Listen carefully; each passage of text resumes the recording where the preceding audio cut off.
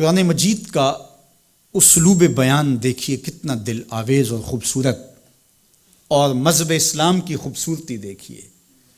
غریبوں کو، یتیموں کو، لاچاروں کو، اپاہج اور کمزوروں کو، بیوگان اور اراملہ اور مساکین کو مدد کرنا، ان کی اعانت کرنا، ان کو کھانا دینا، یہ تو سارے لوگ کہتے ہیں، لیکن قرآن نے کتنی خوبصورتی کے ساتھ ہمیں بتایا کہ مسئلہ کھانے کا نہیں ہے، مسئلہ ان کو عزت دینے کا ہے۔ اگر تم ان کو کھانا دیتے ہو اور تذلیل بھی کرتے ہو تو تم اللہ کی رضا کبھی نہیں پا سکتے۔ اللہ کی رضا تمہیں تب نصیب ہوگی جب تم ان کی عزت نفس کا خیال رکھو گے، ان کی تذلیل نہیں کرو گے، تم ان کی تصویریں سوشل میڈیا پہ اور اخباروں پہ ڈال کر کے ان کی تذلیل کا سبب و ذریعہ نہیں بنو گے، تو پھر تمہارا رب تم سے راضی ہے۔ تو بات کھانا دینے کی نہیں ہے، قرآن کہتا ہے تم ان کی خدمت کرو، ان کو کھانا کھلاؤ، لیکن اس چیز کا تمہیں پہلے خیال ہونا چاہیے کہ تم ان کی عزت نفس کو مجروح نہ ہونے دینا۔ وَرَجُلٌ تَصَدَّقَ بِصَدَقَةٍ فَأَخْفَاهَا حَتَّى لَا تَعْلَمَ شِمَالُهُ مَا تُنْفِقُ يَمِينُهُ۔ میرے حضور نے فرمایا جس شخص نے صدقہ کیا اور اتنے مخفی انداز میں کیا کہ جو دائیں ہاتھ نے خرچ کیا بائیں ہاتھ کو اس کا پتہ ہی نہ چلا، قیامت کے دن جب کوئی سایہ نہیں ہوگا اللہ ایسے شخص کو اپنے عرش کا ٹھنڈا سایہ نصیب فرمائے گا۔ کتنی بڑی بات ہے۔ قرآن نے ہمیں سرًا و علانیہ دونوں طریقے بتائے ہیں، اعلانیہ بھی خرچ کر سکتے ہو، مخفی بھی خرچ کر سکتے ہو، لیکن اعلانیہ خرچ تم تب کرو گے جب کسی کی عزت نفس کا مسئلہ نہیں ہوگا۔ آپ مسجد کے لیے فنڈ مانگ رہے ہیں، کوئی بات نہیں، یہاں تو کوئی ایسا شخص نہیں ہے، لیکن کسی ایک شخص کو دے رہے ہیں تو پھر آپ کو اس بات کا خیال کرنا ہوگا، اس وقت پھر مخفی کرنا تمہارے لیے ضروری ہے۔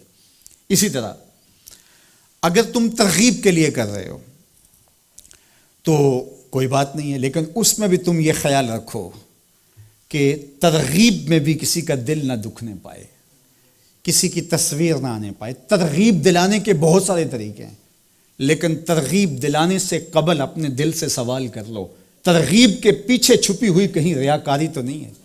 چونکہ ریاکاری جو ہے یہ کالے پتھر پر کالے رنگ کی چونٹی چلے تو اس کی چال سے بھی زیادہ باریک ہے، تو یہ بڑی باریک چال ہے۔ تو بعض کا بندہ کہتا ہے میں تو ترغیب کے لیے کر رہا ہوں، لیکن اس کے پیچھے اس کا نفس کھڑا ہوتا ہے اور اس کے نفس پہ یہ شاک ہوتا ہے کہ وہ بغیر تشہیر کے کرے، تو وہ ترغیب کا نام لے کے اپنی اس ریاکاری کے اوپر ترغیب کا پردہ ڈالنا چاہتا ہے، لیکن ہوتی ریاکاری ہی ہے۔ تو یہ اپنے آپ سے پوچھے، بندے کو پتہ ہوتا ہے کہ میں کہاں کھڑا ہوں۔ اقبال نے کہا تھا کہ ملا سے نہ پوچھ اپنے دل سے پوچھ، تو بندے کو پتہ ہوتا ہے کہ یہ ترغیب ہے یا اس کے پیچھے چھپی ہوئی ریاکاری ہے، اور ریاکاری تھوڑی سی بھی اللہ کو قابل قبول نہیں ہے۔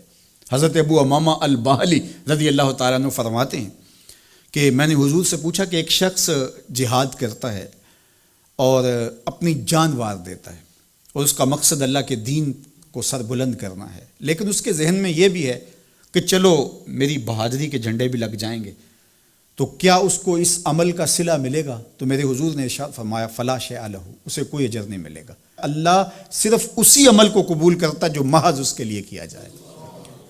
تیرے عمل میں اخلاص ہو تو اس کا اجر کچھ اور ہے، حور و خیام سے گزر بادہ و جام سے گزر، جو محض اس کی رضا کے لیے عمل کیا جائے وہی عمل ہے۔ حضرت معاذ بن جبل رضی اللہ تعالیٰ عنہ حضور کے روضہ انور کے پاس بیٹھ کے رو رہے تھے، حضرت عمر گزرے تو رک گئے، کہا معاذ رو رہے ہو؟ کہا کہ صاحب مزار کا ایک فرمان یاد آیا جس نے مجھے رلا دیا۔ تو کہا وہ کیا فرمان تھا؟ کہا ایک دن حضور نے کہا تھا تھوڑی سی ریا بھی شرک ہے، تھوڑی سی ریا بھی شرک ہے۔ تو ضرور رکیے، آپ ترغیب کا نام لے رہے ہیں کہ میں ترغیب دینے کے لیے کر رہا ہوں، لیکن ذرا ایک لمحے کے لیے رک کے اپنے آپ سے سوال کر لیجئے ترغیب کے پردوں کے پیچھے چھپی ہوئی کہیں ریا تو نہیں ہے؟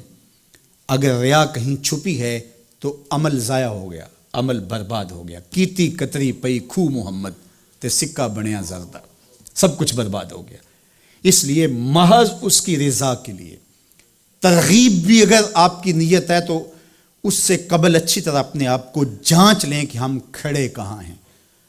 اللہ اکبر۔ تو کہا کہ کلا بل لا تکرمون الیتیم، تمہارا مسئلہ یہ ہے کہ تم یتیم کی تکریم نہیں کرتے ہو، عزت نہیں دیتے ہو۔ اس ویڈیو کو لائک کریں، ہمارے چینل کو سبسکرائب کر بیل آئیکن ضرور پریس کریں ہماری لیٹسٹ ویڈیو سب سے پہلے دیکھنے کے لیے۔